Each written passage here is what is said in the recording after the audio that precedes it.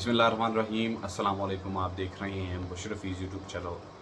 और आज की इस वीडियो में मैं आपको बताऊंगा कि आप किस तरह से अपना जो ड्राइविंग लाइसेंस है वो चेंज करवा सकते हैं।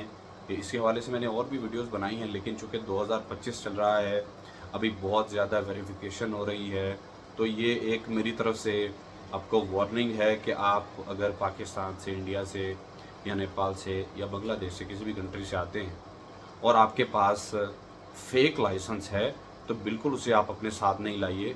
क्योंकि अगर आप फेक लाइसेंस यहाँ पर लाएंगे और अगर आप चेंज करवाने के लिए जाएंगे, एक्सचेंज करवाने जाते हैं, तो आपकी बाकायदा वेरिफिकेशन होती है। वेरिफिकेशन के बाद अगर आप गिल्टी निकलते हैं तो आपको 5 साल के लिए बैन कर दिया जाए। आप 5 साल तक यहाँ पर लाइसेंस एक्सचेंज नहीं करवा सकते। और दूसरी बात यह है कि आप को ये चाहिए कि आपके पास जो लाइसेंस है वो ओरिजिनल होना चाहिए, वेरीफाइड होना चाहिए। ऑनलाइन आप उसे चेक कर सकते हो, क्योंकि जब यहाँ पर लाइसेंस आपका देखा जाएगा, बाकायदा एम्बेसी के साथ रब्ता किया जाता है, उसे लाइसेंस को चेक किया जाता है, फिर उसके बाद आपको एक्सचेंज करके दिया जाएगा।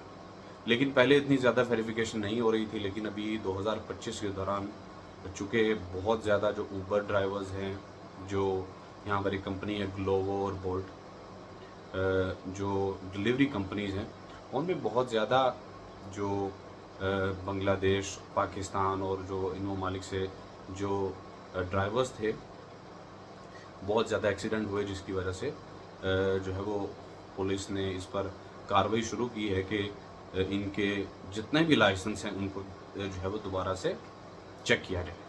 तो लिहाजा जब आप किसी भी कंट्री से आ रहे हैं तो आप अपना लाइसेंस, ओरिजिनल लाइसेंस अगर आपके पास मौजूद है तो फिर उसे कोशिश कीजिए कि आप अपना उसे चेंज करवाएं। और मुझे बहुत सारे दोस्तों ने ये भी मैसेज किया कि क्या वो सऊदी अरेबिया से, मिडल ईस्ट की किसी भी कंट्री से, हाँ वो पाकिस्तानी हो, इंडियन हो, हाँ उनके पास मिडल ईस्ट का ड्राइविंग लाइसेंस मौजूद है, वो बिल्कुल क्रोएशिया में चेंज करवा सकते हैं।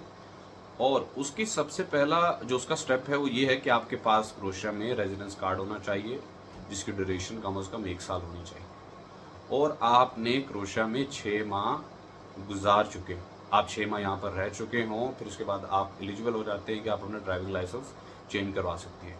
उसके बाद उसकी जो ड्राइविंग लाइसेंस की फ़ीस है, जो नॉर्मल आप लाइसेंस बनाते हैं, यानी आप अर्जेंट लाइसेंस नहीं बनाते, तो उसकी फ़ीस 20 यूरो है। और अगर आप अर्जेंट लाइसेंस बनाते हैं तो उसकी जो फ़ीस है वो तकरीबन 60 यूरो है, जो 2 से 3 दिन में आपको मिल जाता है। लेकिन जो नॉर्मल है वो 7 डेज़ 8 डेज़ में आपको 1 वीक में मिल जाता है। फिर उसके बाद आपको एक मेडिकल सर्टिफिकेट, जो यहाँ से पेब्लो के नाम से एक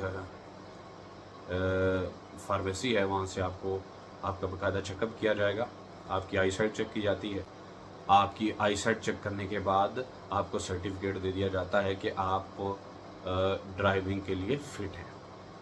उसके बाद आप पुलिस स्टेशन में जाके सारे डॉक्यूमेंट्स कंपाइल करके इसको सबमिट करवा देते हैं। जो ड्यूरेशन दी जाती है कि इन दिनों में आपका लाइसेंस निकल आएगा, तो उस दिन के बाद आपको लाइसेंस मिल जाता है। नॉर्मली 5 साल का लाइसेंस मिलता है, बाज़ का 10 साल का भी मिल जाता है।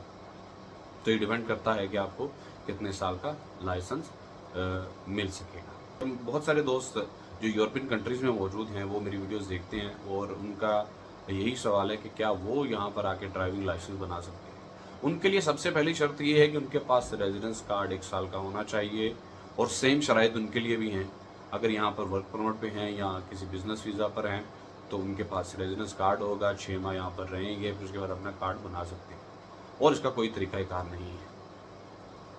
और अगर उनके पास यूरोपियन किसी कंट्री का लाइसेंस मौजूद है और यहाँ पर चेंज करा सकते हैं, उसका स्ट्रेट फॉरवर्ड तरीक़ाकार है। बिल्कुल इसी तरह से आपको डॉक्यूमेंट्स सबमिट करवाना पड़ेंगे और आप उसको बआसानी चेंज करवा सकते हैं।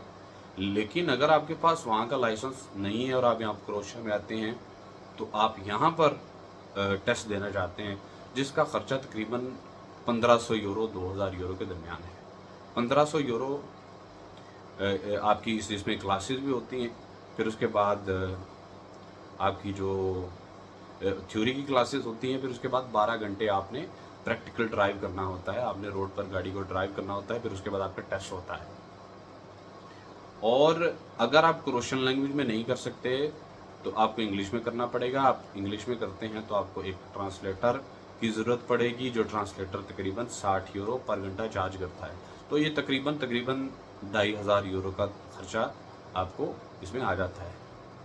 तो लिहाजा बेहतर यही है कि आप जिस कंट्री में मौजूद हैं वहाँ से आएँ और अपना लाइसेंस चेंज करवाएँ, जिससे आपको आने वाले दिनों में बहुत ज़्यादा आसानी हो सकती है। तो ये कोशिश की है कि इस वीडियो में जो दोस्तों ने सवालात पूछे थे ड्राइविंग लाइसेंस के हवाले से, इसे किस तरह से एक्सचेंज करवाया जाए, उनके सवालात का मैं जवाब कोशिश की है कि इसे दिया जाए। लेकिन अगर किसी को और भी सवालात हैं किसी के, तो मुझे इंस्टाग्राम पर मैसेज कर सकते हैं, तो मैंने वहाँ पर उसका जवाब दे सकता हूँ। तो आप मेरी वीडियोस को शेयर कीजिए, आप मेरे चैनल को सब्सक्राइब कीजिए, और इस तरह की जो मालूमात हैं इंशाल्लाह वो वक्तन फ़वक्तन आपके साथ शेयर करता जाऊँगा। बहुत शुक्रिया।